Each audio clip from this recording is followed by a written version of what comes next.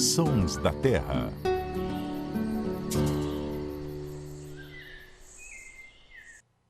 Olá, tudo bem? Seja bem-vindo a mais um podcast Sons da Terra, podcast do Terra da Gente em parceria com a rádio CBN. E aqui no estúdio, hoje a gente tem a participação da nossa colega jornalista Ananda Porto. Tudo bem, Ananda? Tudo bem, Tamura. É sempre bom estar aqui com vocês. Maravilha. E também do biólogo Luciano Lima, que é o nosso consultor. Tudo bem? Tudo bem, Tamura. Tudo bom, Ananda? Um oi especial aí para todo mundo que está nos vendo ou ouvindo. E o assunto de hoje, Ananda, já dá para ter aqui uma prévia aqui pela imagem, né? Para quem está nos vendo. É um assunto, a gente chama assim, tem algumas aves, é uma ave, né? Já revelei, mas que a gente fala de ave fantasma, né? Por alguns motivos de ser mais ouvida do que vista. E é uma espécie que muita gente que está nesse ramo da observação, que começou agora, sonha em ver, quer ver e quando consegue realizar, fica muito feliz, porque é uma espécie que não é fácil, como eu falei, de ser vista. É uma coruja não muito grande, aliás, pequenininha, menor que uma corujinha do mato. Ela se chama caburé acanelado. E por que, Luciano, tem toda essa mística em relação de encontrar caburé acanelado? Caburé acanelado, como a Ananda comentou, é uma dessas espécies que eu comecei a passarinhar já tem mais de 2 décadas, não vou revelar que é exato. Foi ontem. E é um desses bichos que todo mundo sempre quis ver, porque é um bicho que você não tem lugar para marcar encontro com ele. Então você tem que contar muitas vezes com a sorte. Antes do Wikiaves, que é a plataforma aí que todo mundo coloca as fotos, os registros de aves, era uma coruja virtualmente desconhecida. Sabia-se muito pouco sobre ela. Mas por quê? Pela dificuldade em conseguir flagrar? Isso. Pela dificuldade de conseguir flagrar, ela não vive no meio da floresta densa, vive em áreas de mata um pouco mais rala, mas ao mesmo tempo não é um bicho que dá em qualquer lugar. O canto é característico, esse vocês estão ouvindo agora, mas é discreto ao mesmo tempo, não é um canto alto, pode passar facilmente despercebido. É uma coruja de hábitos mais secretivos, assim, que é uma característica do gênero, né? O gênero Aegolius tem outras espécies de corujas em outros lugares do mundo. Eu já tive o privilégio de ver a do Caribe, já fui num... Mas no Brasil ela é a única do gênero. Ela é a única do gênero na América do Sul. É a única do gênero na América do Sul. Mas na América Central você tem uma outra espécie, na América do Norte, essa outra espécie da América Central também é raríssima. Na Costa Rica, uma vez eu subi um vulcão para encontrar esse bicho. Eu escrevi até depois na minha coluna no Terra, Histórias Naturais, para quem quiser depois dar uma olhada lá, que é a fé que move os observadores de aves, né? Porque é aquela situação que você está na beira do vulcão. Mas lá você foi especificamente para observar essa... Tem um pessoal que tem um projeto, que acompanha. Mas eu fui para ver outras aves. Da é bem diferente, morfologicamente. O canto lembra um pouco, mas é diferente. Mas também é um bicho meio difícil de ver. E aí, sei lá, na base do vulcão, no meio da mata, começa a chover. Assim, cara, que coisa de louco. O que eu tô fazendo aqui? É óbvio que esse bicho não vai cantar. E de repente você tá ali, o bicho começa a cantar do seu lado. A probabilidade é nula e você, nossa, o bicho tá aqui. Ele existe, enfim. E eu tenho várias experiências também com o caburé acanelado. Na verdade, é meu vizinho. Não. Mas esse, não sei como é que tá. Você atualiza a gente aí da sua vida no quintal, porque você sempre dizia, tem um caburé acanelado cantando aqui, mas nunca consigo ver. Mas ele tá aqui, eu tô ouvindo, ele tá aqui. Você conseguiu ver esse do seu quintal? Consegui ver. Descobri que lá eu moro em Cunha, divisa ali o Rio de São Paulo, estado de São Paulo, nas costas da Serra da Bucaina. E quando eu me mudei pra lá, eu lembro que foi mais ou menos perto do carnaval. Agora, exato o momento que elas estão vocalizando bastante. Um belo dia eu tô lá fora com um amigo meu, a gente tava fazendo churrasco. No quintal de casa eu começo a ouvir. Eu falei, cara, eu acho que eu tomei vinho demais, cerveja demais. Aí eu falei pro meu amigo Flávio, Flávio, tá cantando. Ele, não, tô ouvindo, cara. E era um caburé acanelado no meu quintal, literalmente. Só que esse bicho tá lá em casa, o que algumas pessoas que já viram, a gente tem um grande amigo meu também que mora em Cunha, que tem um no quintal também, que é o ornitólogo Wagner Nogueira.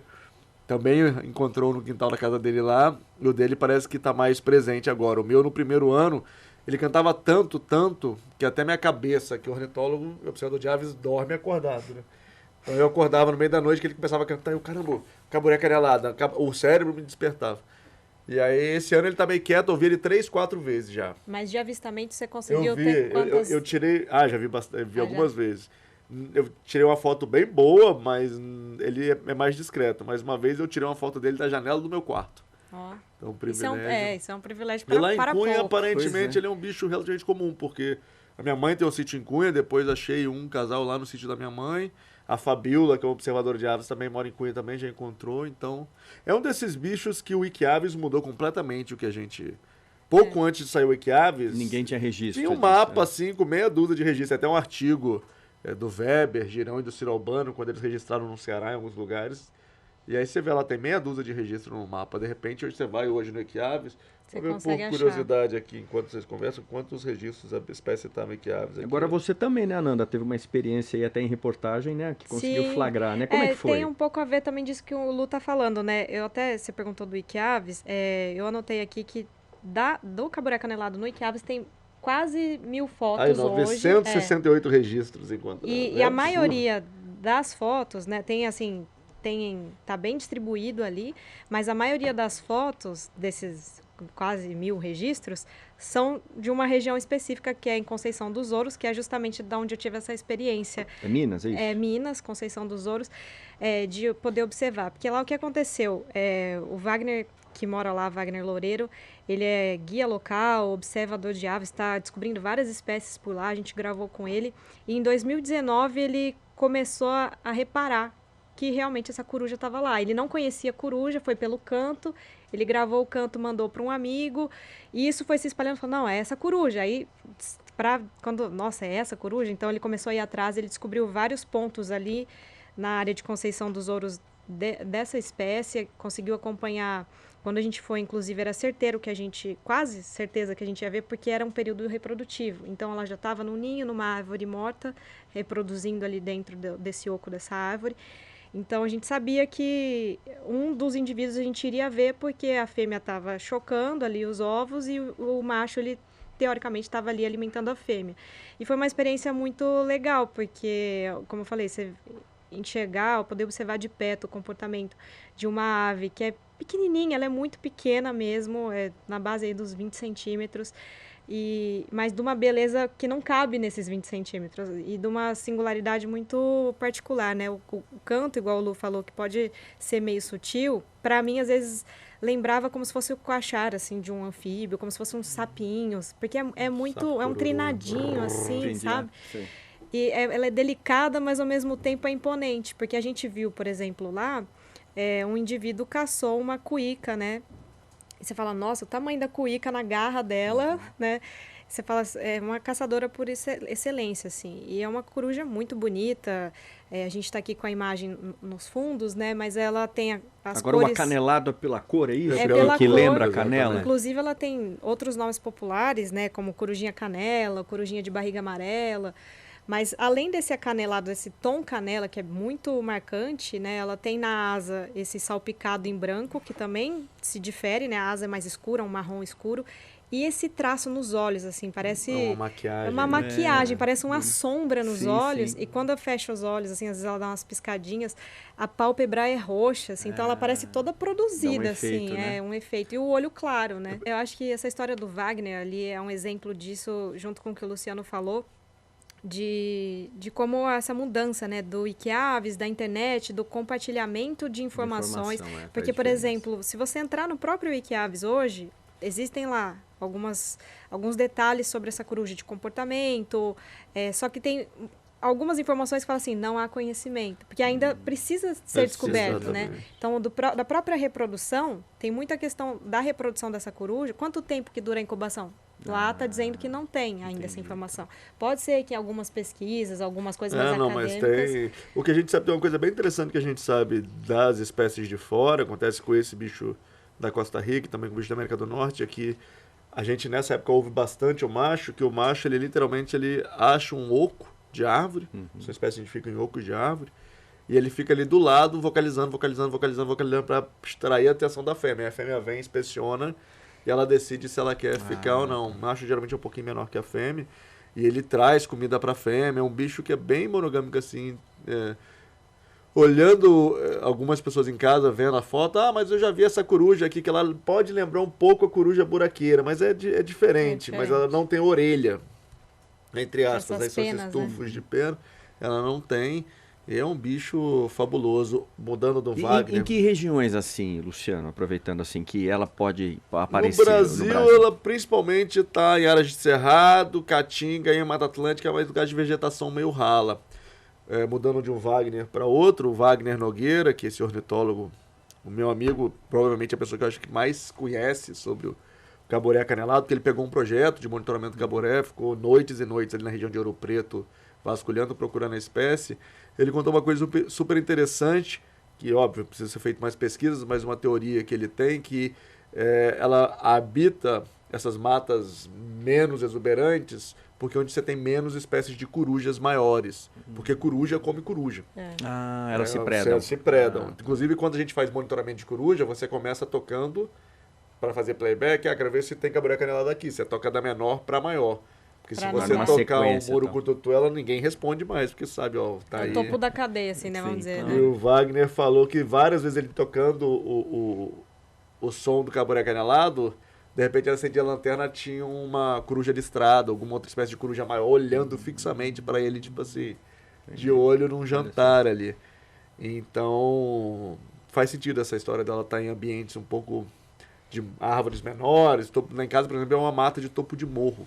As árvorezinhas pequenas, tal, que é onde elas não vão ser predadas por outras corujas. Agora falando de alimentação, do que ela se alimenta basicamente? O caboré canelado, principalmente que a gente sabe, principalmente de mamíferos, né?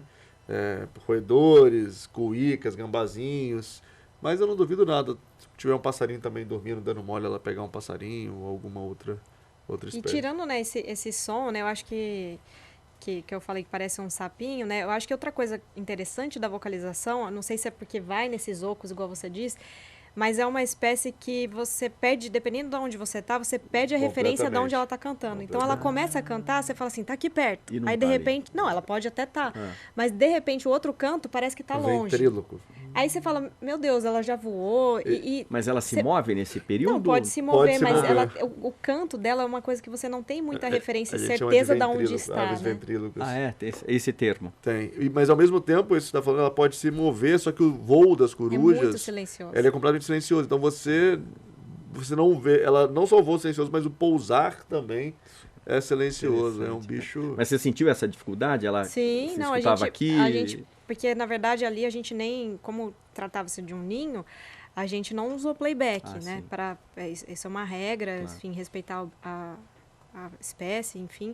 Mas quando a gente ficou de olho primeiro ali no oco da árvore para ver se ia sair, eu não sabia se os dois estariam ali, muito provavelmente não. Então, um chegaria e estaria por perto. Então, a gente ficou muito de olho ao redor, mas como estava escuro, já estava de noite, a gente tinha que ficar com o ouvido atento. Então, primeira vocalização, parecia que era de um lugar. De repente, parecia que estava do outro.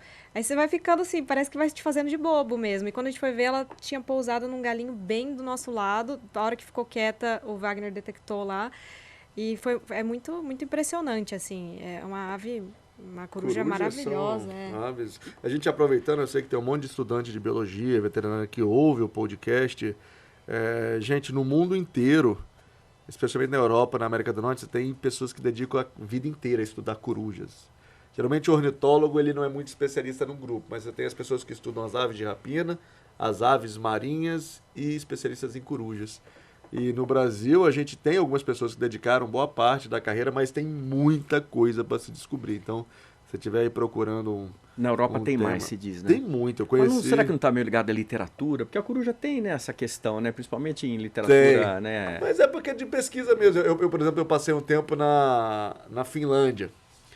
Eu fui fui dar umas palestras na Finlândia e acabei que fiz estágio lá com um cara que é uma sumidade. Um dos maiores especialistas em corujas do mundo, pesquisador Pertti Sorola. E a gente pesquisava a coruja dos Urales, que é um monstro de uma coruja de qualquer guia de campo que você pegue das aves da Europa. Tem umas fotos antigas eu segurando essa coruja. Tá e tem assim, lá na Finlândia? Tem na Finlândia. É um bicho daquela região da Europa ali, do norte, leste da Europa. E aí o guia de campo, aqueles livros de identificação de aves que a gente usa no mato para passarinhar, tem escrito assim: se você encontrar um ninho dessa coruja, abandone a área imediatamente. Porque ela ataca, e ela vem no seu olho. Nossa. Você tem vários casos na literatura do bicho ela atacar.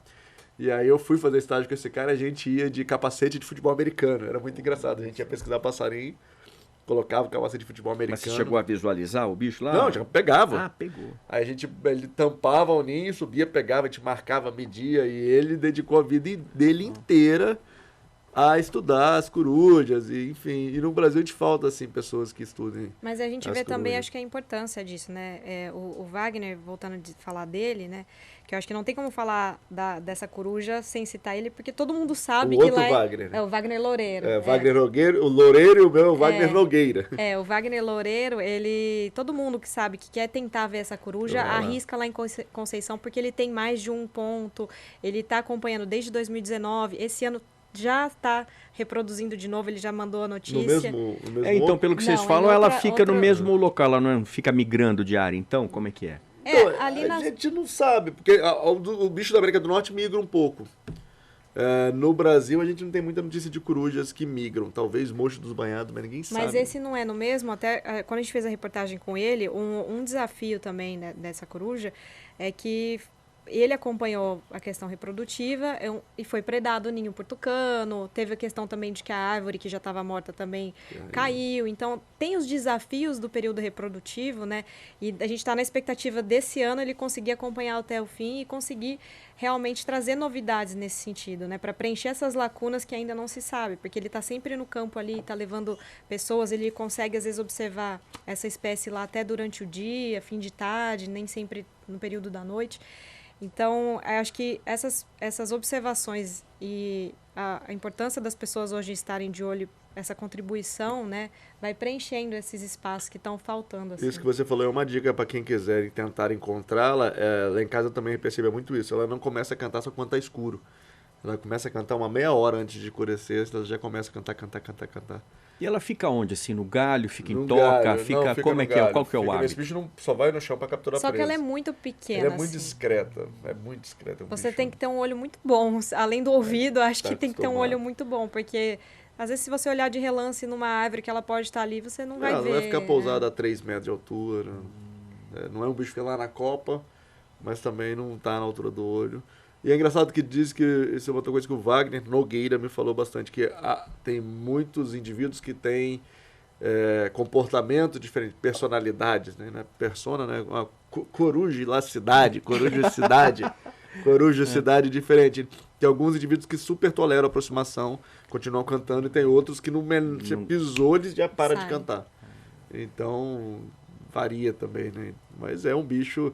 É uma dessas figurinhas que, quando você vê na natureza, ganha o dia, ganha o mês, ganha o ano. E que todo observador quer encontrar. Acho que na lista a gente tem mais de 20 espécies de corujas aqui no Brasil.